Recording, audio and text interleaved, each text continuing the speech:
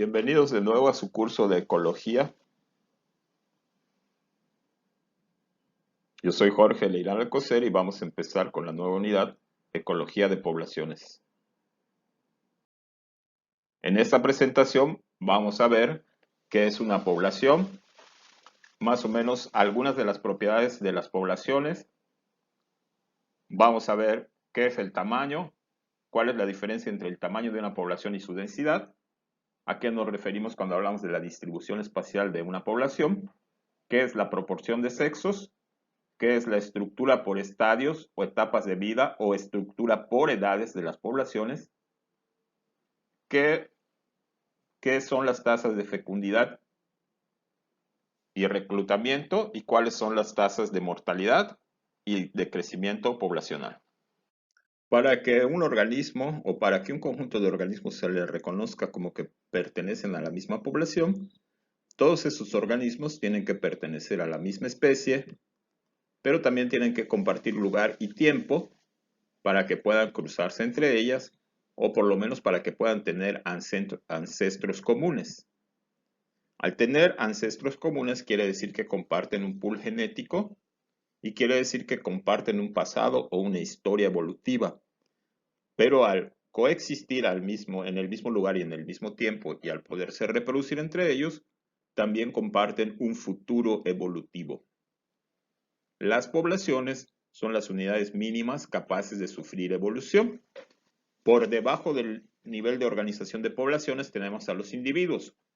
Los individuos, como ya vimos, se pueden aclimatar, se pueden acostumbrar, pueden tener mecanismos fisiológicos para tolerar, pero no se puede decir que evolucionen.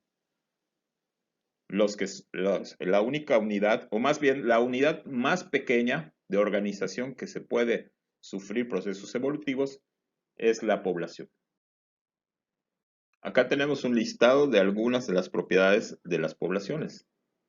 Tenemos el tamaño poblacional, que es simplemente el número de organismos que hay en una población. Densidad, que es la superficie que ocupa esa población dividida entre el tamaño de la población. Es decir, número de individuos por metro cuadrado o por hectárea, o número de individuos por kilómetro cuadrado, etc. Tenemos la distribución espacial, la proporción de sexos, en el caso de las poblaciones, o más bien de las especies que tengan organismos masculinos y femeninos. Tenemos que las poblaciones también tienen estructura por etapas o estructura por edades. Las poblaciones tienen tasas de fecundidad, tasas de mortalidad y tasas de crecimiento poblacional. Vamos a hablar del tamaño de las poblaciones. Imagínense que esta área verde, esta área que está rellena de verde, es el hábitat de una población de cactáceas que se llaman Mammillaria gaumeri.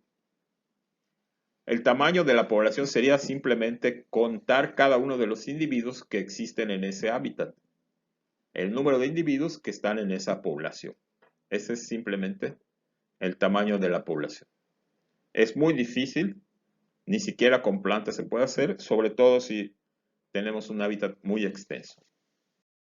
Para medir la densidad, a veces no necesitamos contar cada uno de los individuos que están presentes en esa población, sino muestreamos cuadrantes o parcelas con una superficie conocida y vemos cuántos individuos hay dentro de cada una de esas parcelas que muestreamos y dividimos el número de individuos encontrados entre la superficie que muestreamos.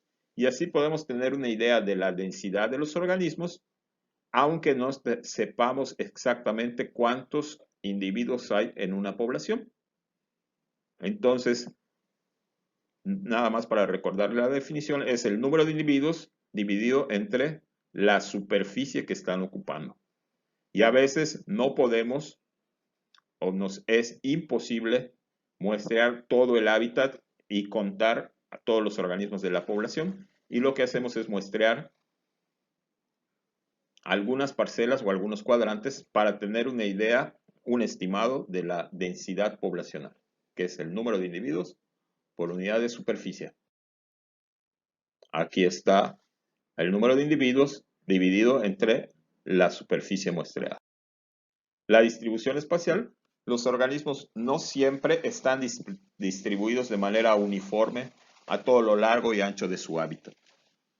Así como muestreamos los cuadrantes para saber su densidad, esos mismos cuadrantes y esos mismos muestreos nos pueden servir para saber si nuestra población está distribuida de manera uniforme, aleatoria o agrupada dentro de su hábitat. En la dispersión agrupada, pues vemos que los organismos ocurren en pequeñas partes, en pequeños fragmentos del hábitat y no lo están ocupando de manera uniforme ni siquiera aleatoria. Es decir, donde encontramos un organismo, es muy probable que cerca o muy cerca estemos encontrando individuos de la misma especie. En la dispersión uniforme, por el contrario, tenemos que los organismos tienden a alejarse lo más que puedan de sus vecinos de la misma especie. Vemos una distribución uniforme, por ejemplo, cuando es el ser humano el que organiza un plantío de árboles de cierta especie, pero también podemos ver una dispersión uniforme cuando los organismos compiten entre sí por el espacio y no permiten que otros organismos invadan o penetren en su territorio. En la dispersión aleatoria, tenemos que los organismos no se dispersan ni de forma agrupada ni de forma uniforme, sino que pues cada uno está en un pedazo del hábitat, en un fragmento de hábitat, sin importar si cerca hay individuos de la misma especie o no. La estructura espacial, ¿qué puede indicar? Bueno, puede indicar que hay interacciones entre individuos de la misma especie. Cuando hay competencia con los individuos de tu misma especie, vamos a tender a tener una distribución uniforme. Lo que decíamos, cuando hay organismos que son altamente territoriales, que cada uno ocupa su pequeña porción de hábitat y no permite que otros penetren a su territorio y lo defienden violentamente, pues tenemos que hay una distribución uniforme o más o menos uniforme. Cuando hay cooperación o cuando hay menor mortalidad, al estar cerca de individuos de tu misma especie, pues tenemos que la distribución puede ser agregada o agrupada. Cuando hay alta competencia, lo que habíamos dicho, entre individuos, tenemos que la distribución es uniforme.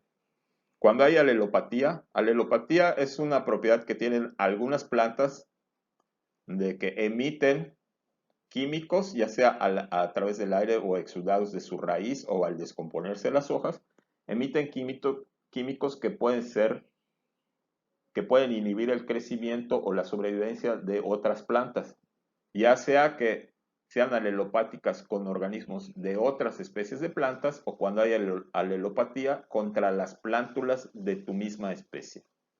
Entonces lo que vemos es que va a haber adultos, pero alrededor de esos adultos establecidos no van a sobrevivir las plántulas y entonces vamos a tener una distribución uniforme. Cuando tenemos, como en el caso de estos agaves o de estas cactáceas, de la foto de abajo, tenemos crecimiento clonal.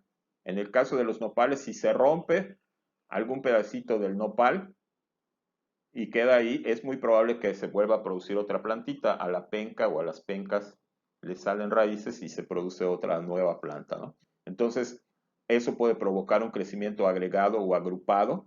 O en el caso de los agaves, ustedes saben que a través de sus rizomas, que son estructuras subterráneas, pueden producir nuevas plántulas que si, aunque después cortemos ese rizoma y ya no haya comunicación entre la hija y la planta madre, ya tenemos un nuevo organismo, una nueva planta, ¿no? Entonces, ese crecimiento clonal produce que las plantas crezcan de forma agrupada.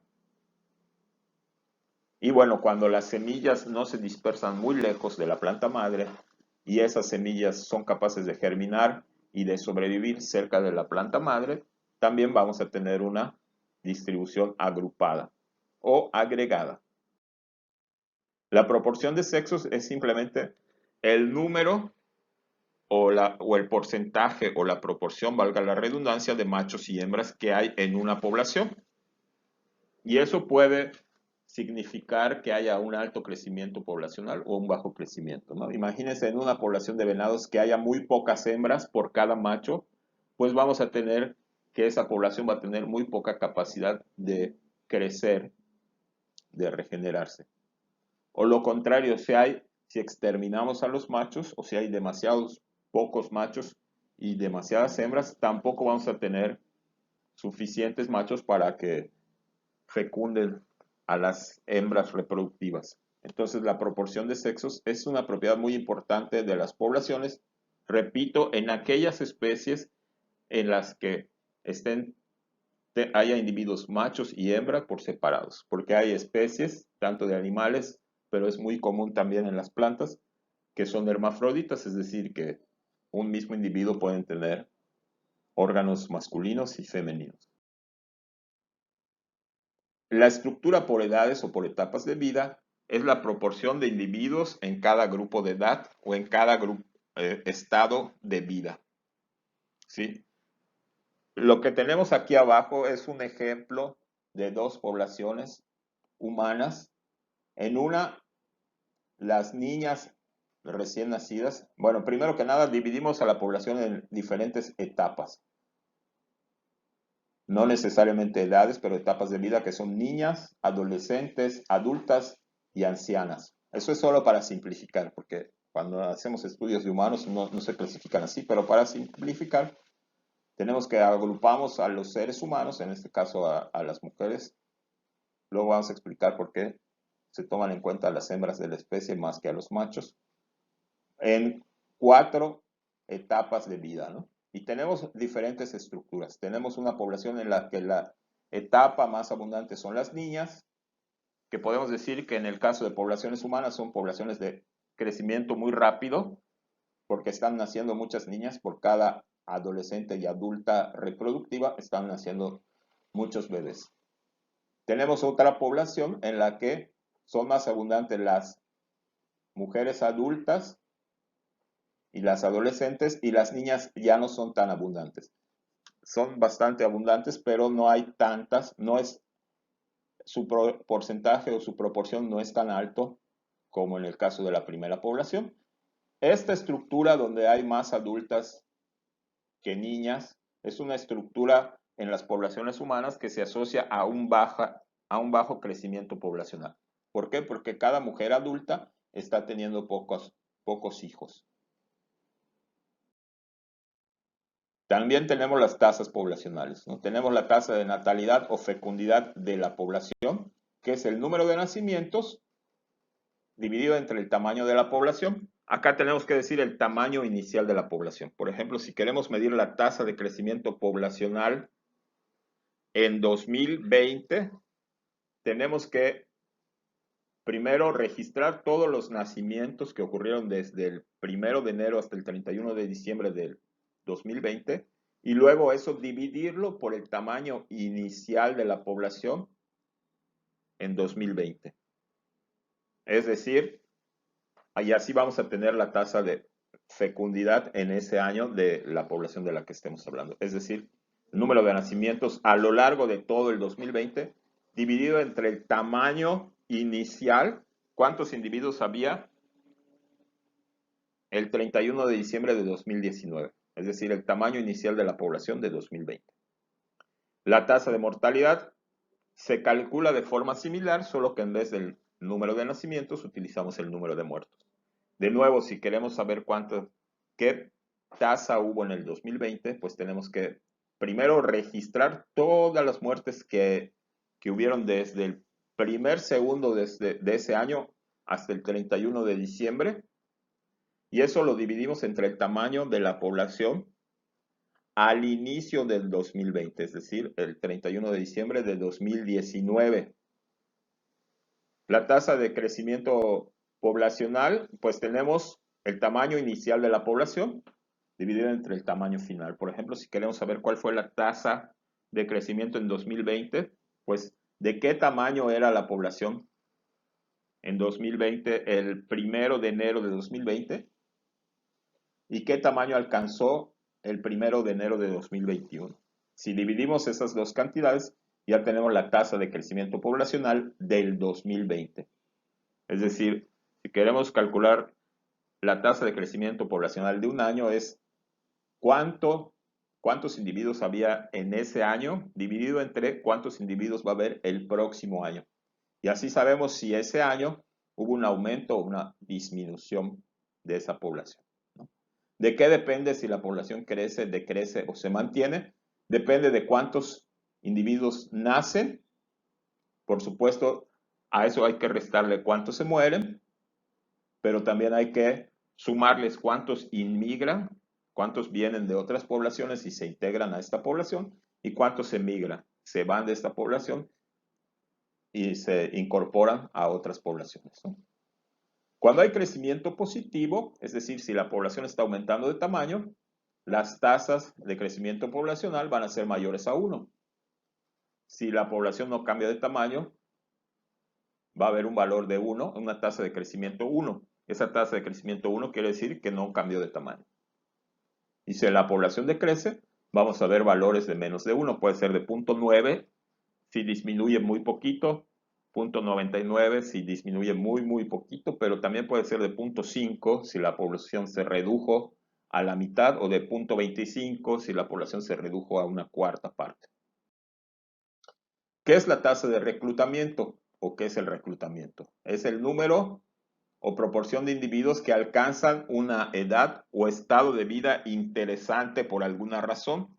Aquí con un ejemplo a lo mejor quede más claro, ¿no? Por ejemplo, en pesquerías se utiliza reclutamiento, es el número de individuos por año o la proporción o el porcentaje de individuos por año que alcanzan una talla de aprovechamiento. Por ejemplo, en el caso de este mero, pues podemos decir, no se aprovecha cuando está muy pequeñito, ni siquiera cuando está mediano, o por lo menos no estaría permitido aprovecharlo. Entonces, para los biólogos pesqueros, no solo les interesa saber cuántos meros nacen por año, sino cuántos meros entran a la talla ya de aprovechamiento o ya susceptible de ser aprovechada por año. Y entonces, ese es un dato muy necesario para poder manejar tanto las pesquerías como también se utiliza en forestería, es cuántos árboles o cuántos individuos de cierta especie forestal entran por año a una talla que ya puede ser aprovechada. Entonces, esa es la tasa de reclutamiento. Y bueno, muchas gracias por su atención.